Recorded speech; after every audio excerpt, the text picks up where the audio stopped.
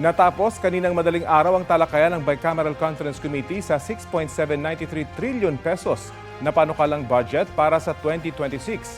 Ang DPWH budget na dahilan ng pagkaantala ng BICAM meetings lalo pang natapyasan. Balita hatid ni Bea Pinlac.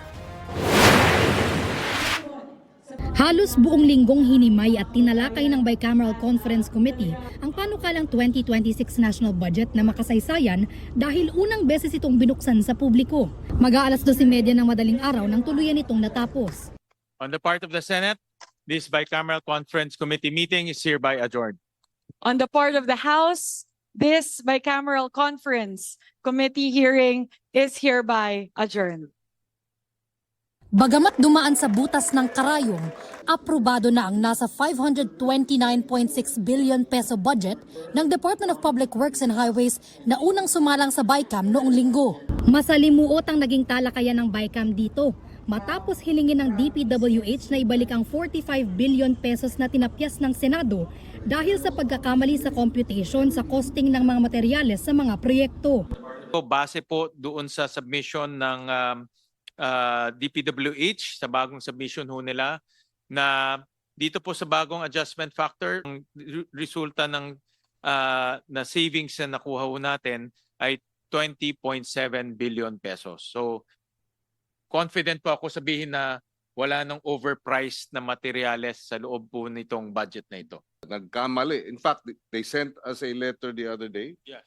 acknowledging that there was an error in the computation. Indeed, malaki ang dapat tapyasin. At nung kinumpute nila, sinama na rin yung hauling, ibig sabihin yung tracking, logistics, ng materyales na kasama dapat sa costing.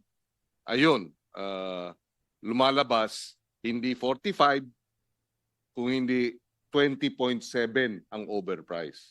Ang 20.7 billion pesos na savings mapupunta sa PhilHealth at National Disaster Risk Reduction and Management Fund.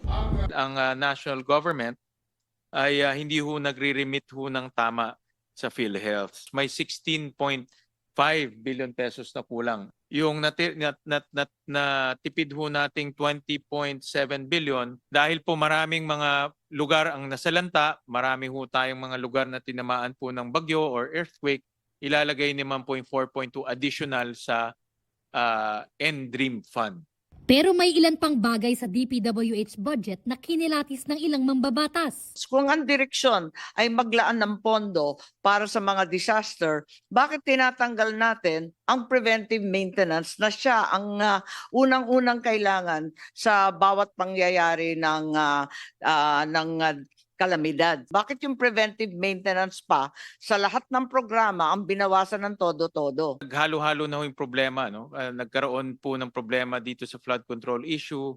Ngayon, nagkakaroon ho sila ng management reshuffling at management enhancing.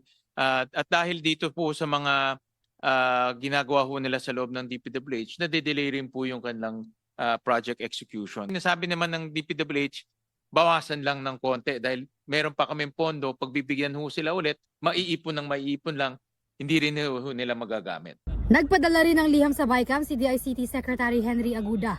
May nasa 22.9 billion pesos daw na matitipid ang gobyerno base sa bagong computation ng mga ICT projects sa iba-ibang ahensya. Some of them are volume discounts, some of them are redundant procurement, some of them are subscription services that can all be haggled at a cheaper rate. I think there are other projects as well that they found to not be practicable at the moment or hindi na, or baka outdated na po yung ongoing digitalization initiatives.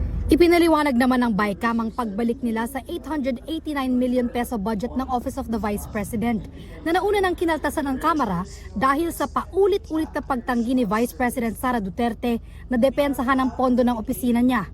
First, bumalik naman siya sa NEP level. So, ibig sabihin, aprobado to ng DBM at ng executive at pangalawa, hindi naman ganong kalakihan yung itinaas. Pag ganito kasi titignan mo yung kabuuan para less friction at hindi pa tumagal kung maliit lang ang pinag-uusapan. Tinaasan naman ang pondo ng Office of the President na ngayon ay nasa 28 billion pesos na. Ayon kay Senator Sherwin Gatchalian, hindi na mahabol bago magpasko ang ratifikasyon ng BICAM report tungkol sa pambansang budget. Pero kampante raw ang House at Senate contingent na walang mavivito rito ang Pangulo. Baka 28 ang permahan and 29 ang ratification. Kasi we have to reconcile our numbers with theirs. No, so yan, process alone will take 5 days. So tapos may Pasko pa, 'di ba? May Noche Buena. Target daw nilang mapadala ang pinal na panukalang budget sa Pangulo sa December 29, 2 araw bago matapos ang 2025. Pero kampante silang sapat na oras ito para marepaso ng Pangulo. Simultaneous na po yung finalization ng enrolled bill ng GAB at yung review ng DBM. So rest assured po that the executive is given enough time to review the GAB before the President signs it. Bea Pinlac, nagbabalita para sa GMA Integrated News.